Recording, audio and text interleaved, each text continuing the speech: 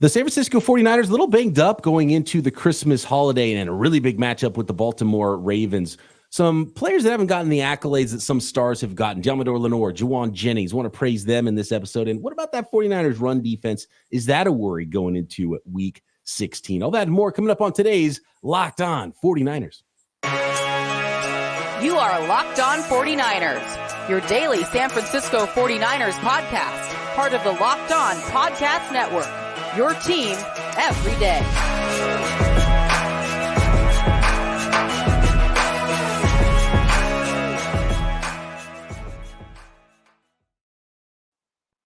Welcome to Locked On 49ers. Brian Peacock and Eric Crocker at BD Peacock at Eric_Crocker. Thanks to everybody for making us your first listen here on the Locked On Podcast Network, your team every day. Appreciate all the everydayers out there. Make sure you are subscribed up on YouTube and everywhere you get your podcast. Today's episode of Locked On 49ers is brought to you by Gametime. Download the Gametime app, create an account, and use code LOCKEDONNFL for $20 off your first purchase. Last minute tickets, lowest price, guaranteed.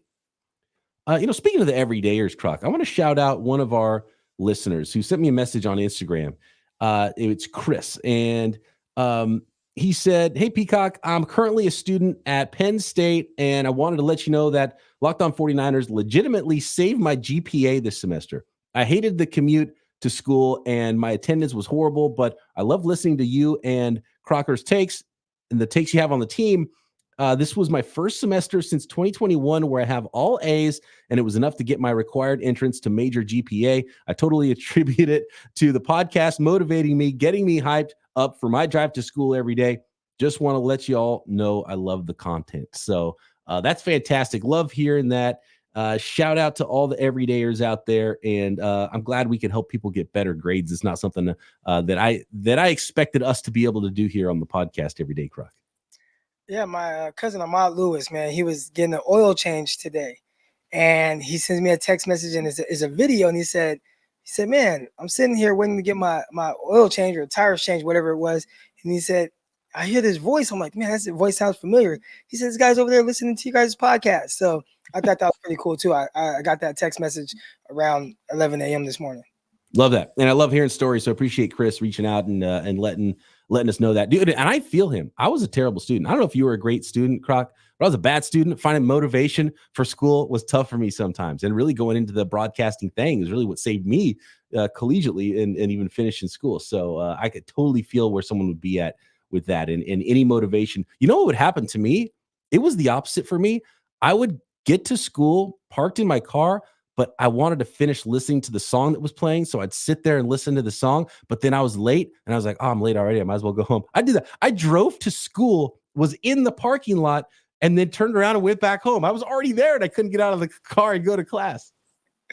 Well, getting there is half the battle. So I'm surprised once you got there, you're like, okay, I'm just going to leave. Now I might show up for school, and I went to Delta College out of high school, junior college in Stockton, and I'll show up. I might go to one class and then not go to the other. But once I'm there, I'm going to a class. Yeah. Once you're there, you got to at least jump into class and get that attendance up.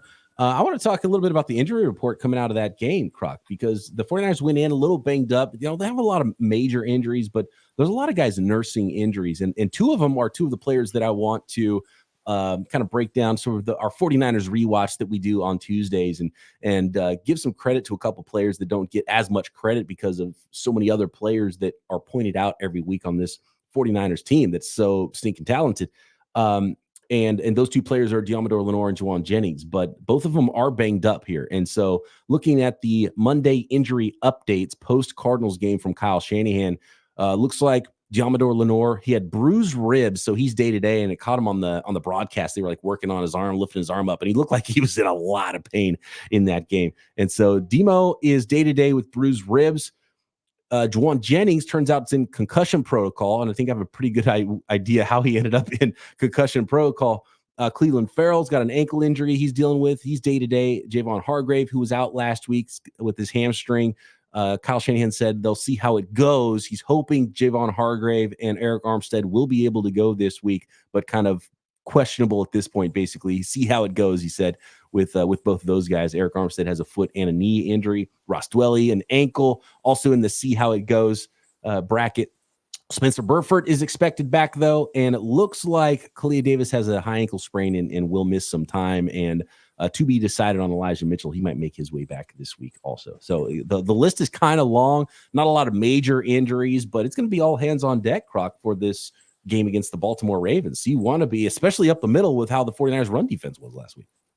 Yeah, I think Eric Armstead, man, he's kind of been dealing with this foot and knee thing for a while now. You know, that was something that kind of got him a little bit last season, and he was able to kind of fight through that. And now dealing with it again to the point where, hey, there's a game that you weren't able to play in. Now, if you asked him, and I think we hear that some of the players, like, hey, if they would let me play, I play, I'd be, I'm good to go. Maybe they just were like, we're going to hold you out against the Cardinals. Not saying we're overlooking the Cardinals, but this is a very winnable game with us, with or without you. I think if you don't have the Mooney Ward interceptions, it might look a little closer than it turned out to be, especially with how the 49ers were getting gashed on the ground. But you definitely need him against the Baltimore Ravens, a team that's 11-3 now, same record as you, and they want to run power. They want to run up the middle, and it's a team that is built with big bodies that want to impose their will on you. So you're going to need Hargraves, and going to need Armstead. You're really going to need all hands on deck to make sure that you stop really the biggest aspect of their game, which is that run game. Absolutely. And the 49ers did a pretty good job against Kyler Murray. He got out a couple of times. He did make one back-breaking run before leading to a score. But, Lamar Jackson's kind of a different beast. So not only can he run the ball, but he's just playing at a high level. It might be a preview of who's going to win the MVP award, too, between Brock Purdy and Lamar Jackson. So more on that matchup a little bit later in the week here, Croc. But as far as Jauan Jennings goes, and Ben Fennell, who does a lot of work with offensive linemen and appreciates blocking, cut together a couple clips of Jauan Jennings pancaking people in the run game this week against the Arizona Cardinals.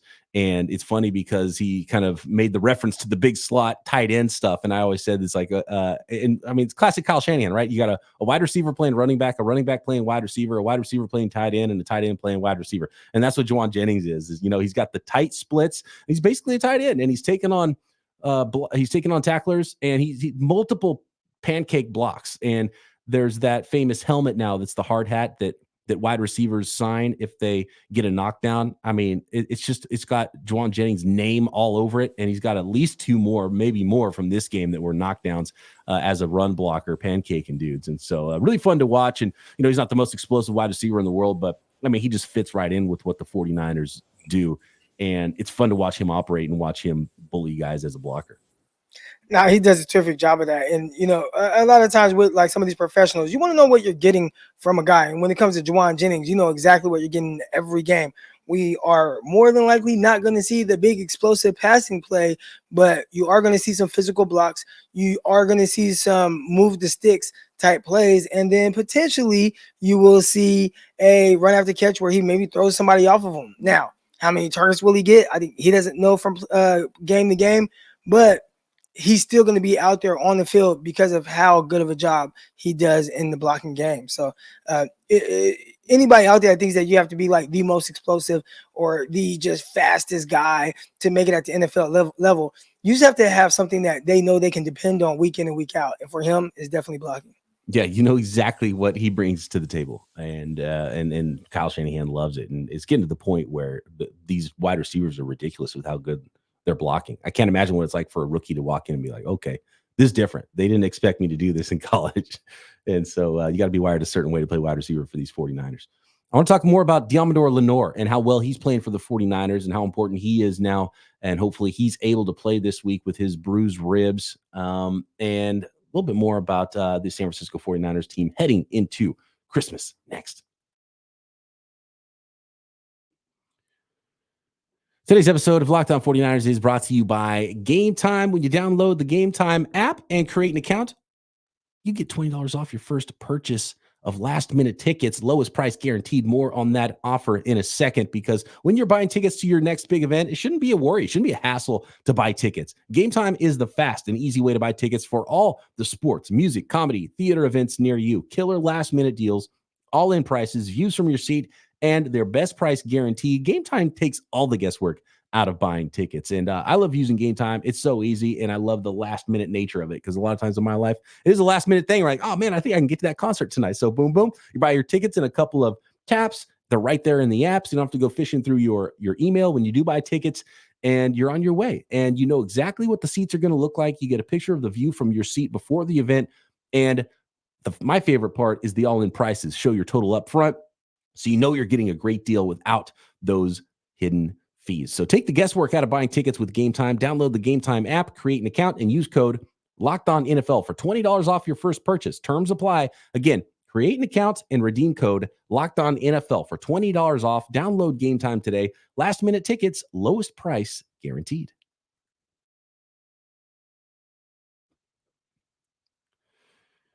Deommodore Lenoir, he's been such an important piece to this 49ers defense, playing outside corner, playing in the slot, being physical against the run. And, being physical, I think, is maybe what got Jaan Jennings in concussion protocol, watching him hit people out there. And Deommodore Lenoir, too, because he's not the biggest guy, but he will come and fill against the run, and he'll hit James Conner if he's the guy he's got to hit, and has done a great job in coverage. He'll cover big guys, he'll cover small guys, he'll cover outside, he'll cover the slot, and has been really an underrated part of the 49ers defense this year.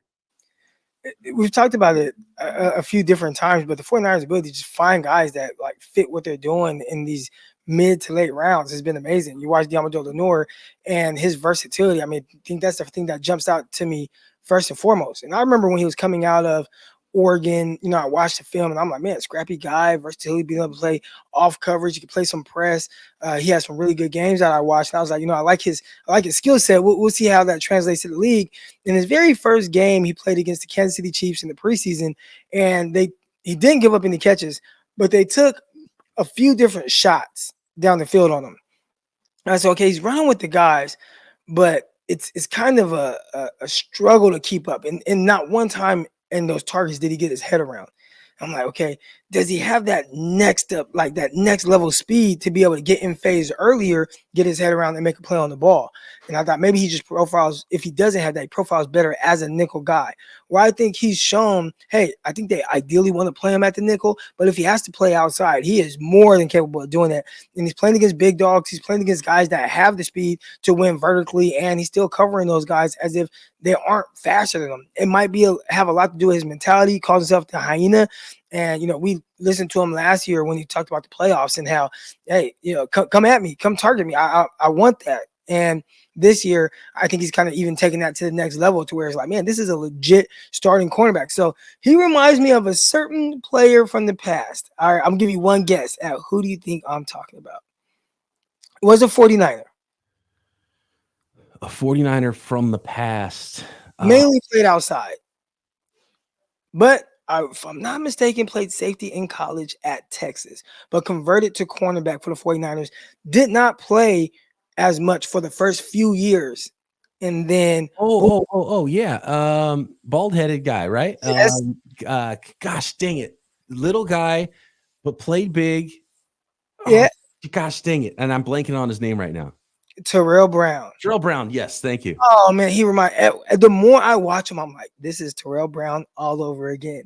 And I feel like Terrell Brown, really just everybody kind of in the secondary during those years, they kind of got slided a little bit. Everybody's like, oh, they're the weak spot. Like, they're not that good. I'm like, man, I think Terrell Brown played very well. Not saying he was this all-pro shutdown corner, but in the Fangio defense and what they asked him to do, I thought he did his job very well. And it really reminds me a lot of Deommodore Lenoir, just what it looks like, just his feet, his change of direction, the quicks, a lot of those things he has are very similar to Terrell Brown. So shout out to Terrell Brown, whatever he's doing. He was a terrific Niner during that time. We want to talk about fighting adversity. Did not really play and start games for the first 3 years of his career. I want to say they re-signed him, they brought him back, and then the Harbaugh years is when he finally took off and became a 3-year, 4-year starter before the injuries happened. And then he went to the, Raiders like they all do. But he's a good starter. And that reminds me of Lenoir, where is he going to be a long-term stable? Are we going to compare him to Sauce Gardner? Maybe not, right? Maybe, but maybe not. But for the 49ers with this defense, what they're asking of him, I think he's going to make some money eventually when you do have to re-sign him. Did you see the Robin Big post game press conference with Trent Williams and Christian McCaffrey? And I think it was McCaffrey that said that they were Robin Big, and seeing them next to each other, I thought that was hilarious. The old TV show on MTV with Rob, I forget his last name, the skater dude that does Rob the Deer Deck. Yeah, there you go. And Rip Big. I don't know what his name even was, but I think he passed away a few years ago. He did pass away. R.I.P. Big. That was one of my people. Let me tell you about my best friend. That was one of my shows right there. I watched a lot of episodes of Robin Big. Matter of fact, I wanted the all black matte black SUV because that's what Rob Dyrdek used to drive around on that show.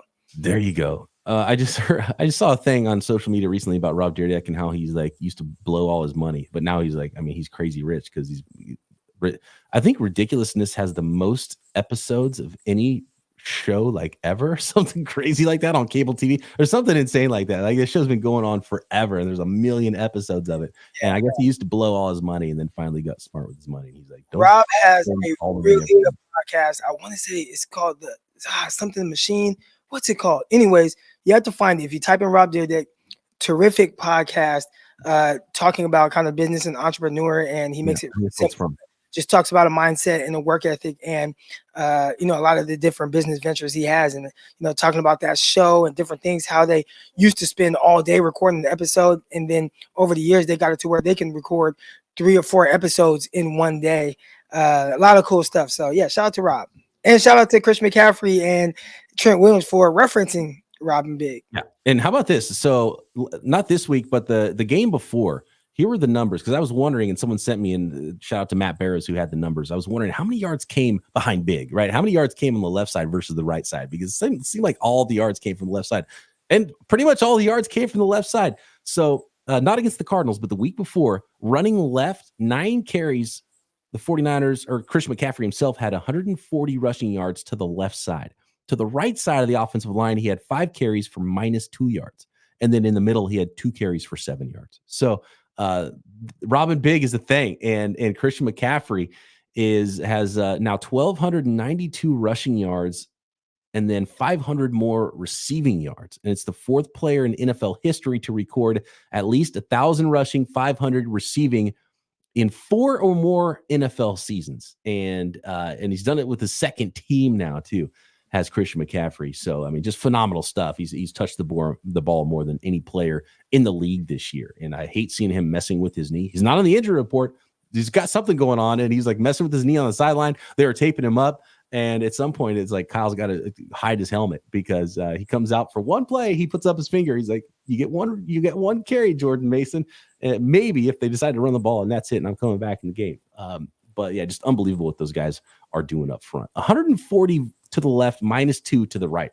I thought it was a big discrepancy. I didn't realize it was that big. It is a bit. I mean, I feel like when you're watching the games, you can feel it. And every once in a while, Kyle Shanahan will call a run to the right to kind of maybe keep a team honest. But for the most part, like they want to run left, they want to run behind, that big side, whether it's Trent Williams, whether it's Aaron Banks and him getting out when he's healthy. So it is interesting that there's that big of a discrepancy. Like, don't teams just say, you know what, they're gonna run left. Let's just load up on the right side of our defense. And if they run the other way, all right, we'll rally to the ball. But force them that way. Let's load up. I do want to say, he's coming up. He's scoring a lot of touchdowns. Shout out to Raheem Mostert, too, leading the NFL in touchdowns, if I'm not mistaken. He has broken the Dolphins single game season record, and he has 22 touchdowns this year.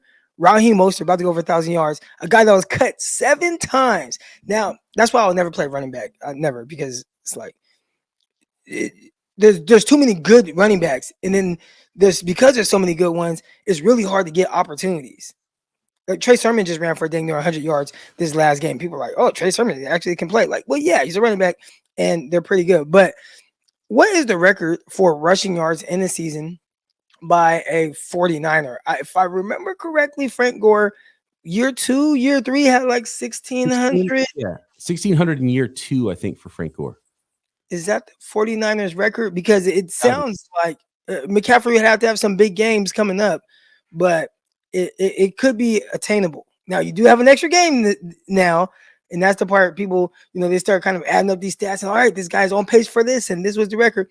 These guys get to play 17 games, but I think McCaffrey is on pace, if he has some big games, to close in on Frank Gore's rushing total. Yeah, and he's also on pace to break Jerry Rice's touchdown record of 23 as well, which Rice did, which is insane. Rice did it in 12 games because that was a strikes shortened season, and I think it was 87, right?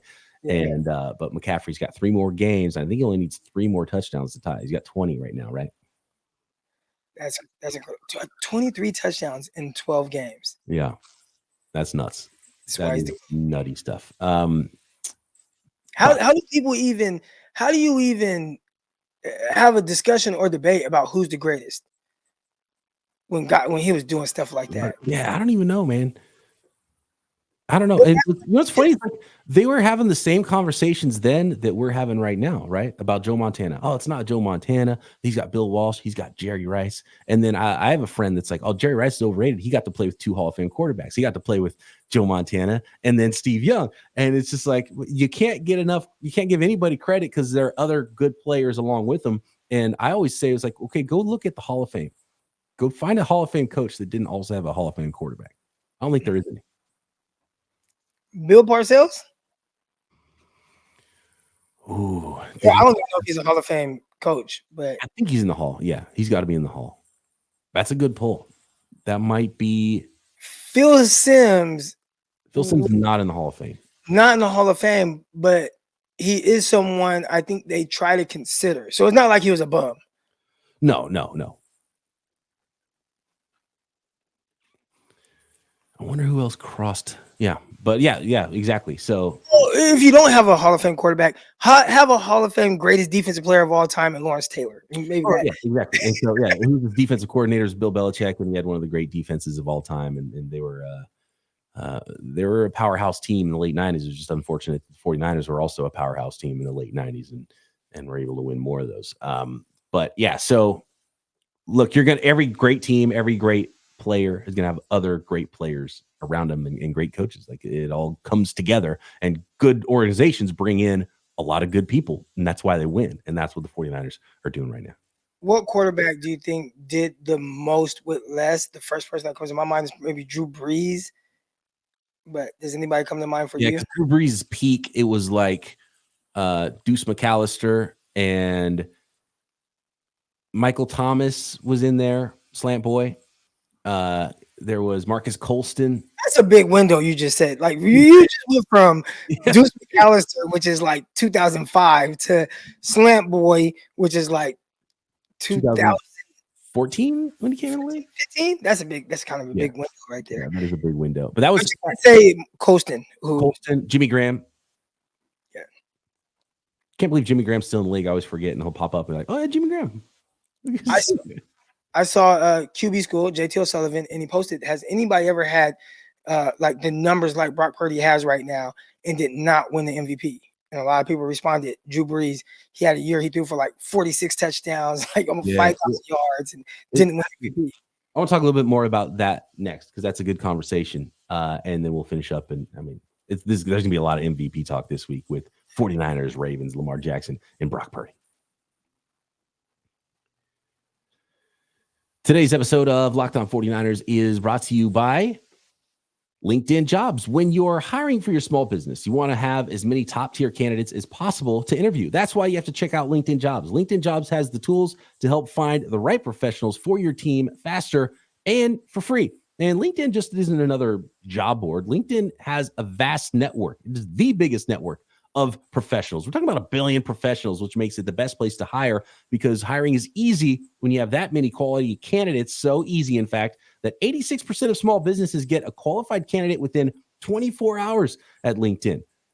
And they even just launched a feature that helps you write job descriptions, making the process even easier and quicker. So post your job for free at linkedin.com/lockedonnfl. That's linkedin.com/lockedonnfl to post your job for free. Terms and conditions apply.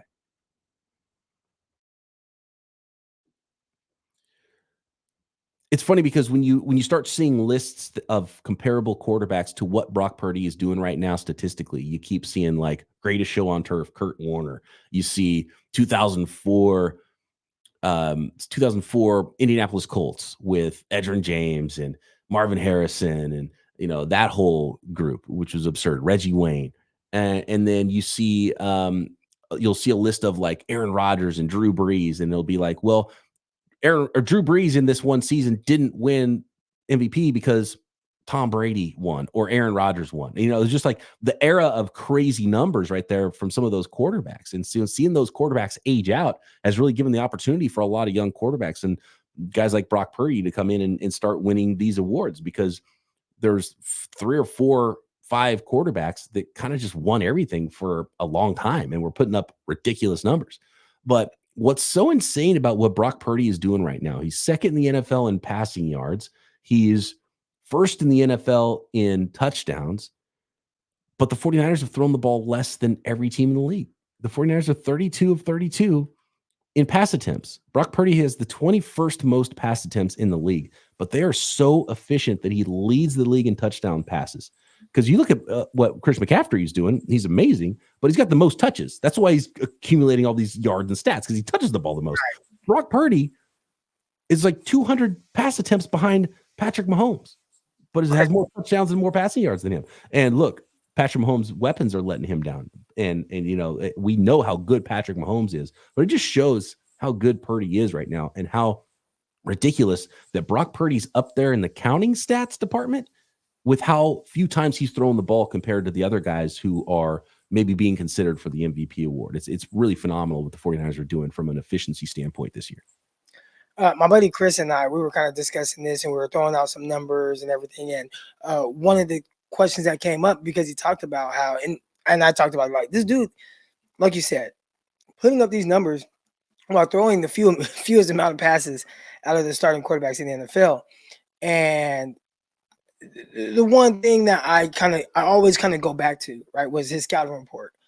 And one of the things that it read on there was kind of needs this kind of play action based timing rhythm offense. If you asked him to throw 200 more times without the threat of a run, would he be as efficient as we've seen him? Or does he need that kind of like on script ability to kind of do his thing to where you see the best version of him? And I mean, we may never know the answer to that. Yeah. But I wonder if it helps him that he doesn't throw as much because, again, they utilize the run game and then the threat of the run, and he does an amazing job of working off of that.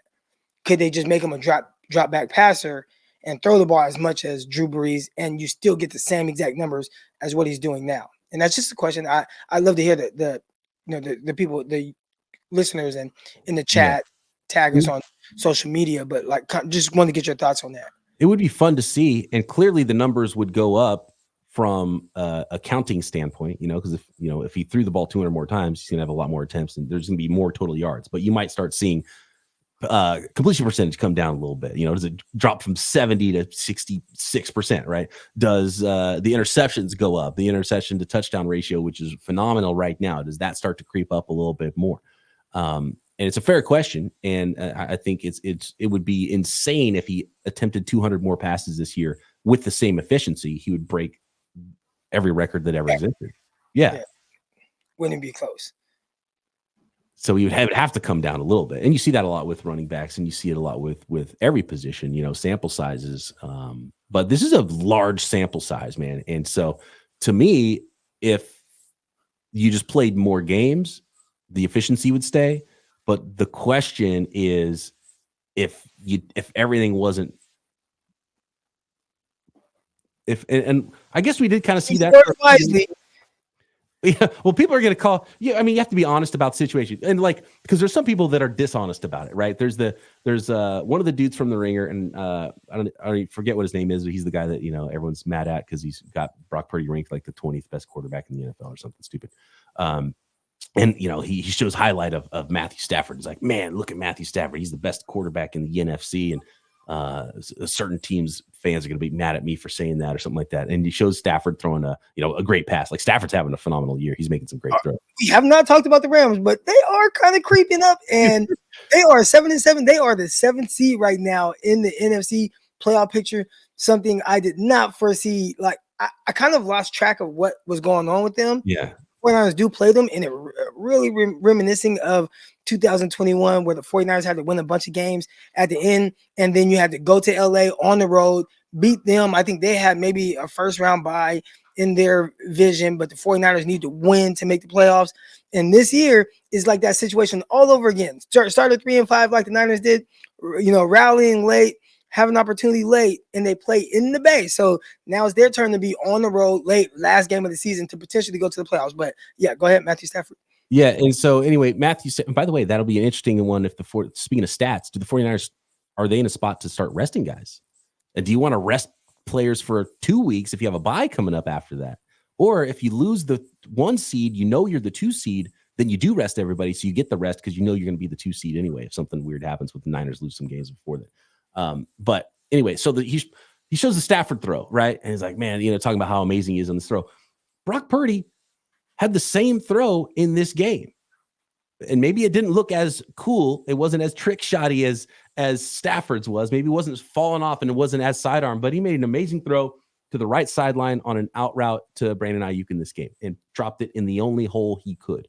But it's like, oh, that's not fun enough the way Brock Purdy does it. We need to look at the other quarterbacks when they it's a more fun. So we're talking about highlights. We're talking about trick shots and not the actual substance of what a quarterback is doing. The substance of what Brock Purdy's doing right now is amazing. That was my point. That back shoulder throw, I finally went back and I watched the game and I saw that touchdown to Deebo Samuel, the back shoulder on the beautiful location, right? Doesn't get better than that. Yeah. That is throwing a receiver open. That's what that looks like. Like for a guy who has a DB plastered on him, like DB's all on him, like running down the field, and you throw it to a spot to where all of a sudden you uncover your receiver. That was a terrific job there. Touchdown pass. Keep it in the back shoulders with Jimmy Garoppolo. And I hate to bring up Jimmy G, but didn't see the back shoulders with him at all. Great job, Brock Purdy. Great location on that throw. Yeah, unbelievable. That was his best throw of the game, or one of his best throws of the game. He had multiple really good throws, and that's what I think some people don't appreciate and maybe don't watch enough of Brock Purdy because they see the highlight run after catch stuff. But he's making throws, and it's phenomenal what he's doing and the efficiency that the offense is running at under Brock Purdy. It's so fun to watch. So, get healthy 49ers. Stay healthy 49ers. Can't wait for this one upcoming. We're going to get deeper into this matchup with the Baltimore Ravens as we do every single week here. Shout out to all the everydayers out there. And make sure you check out Locked On Sports today. Locked On has launched the first ever national 24/7 streaming channel on YouTube. You can start to find it on your Amazon Fire Stick, I believe. And we'll let you know when you can start finding it in more places on your smart TVs. Locked On Sports today. Subscribe on YouTube. First ever national sports 24/7 streaming channel. Croc and I back tomorrow right here. Locked On 49ers. Subscribe to this video.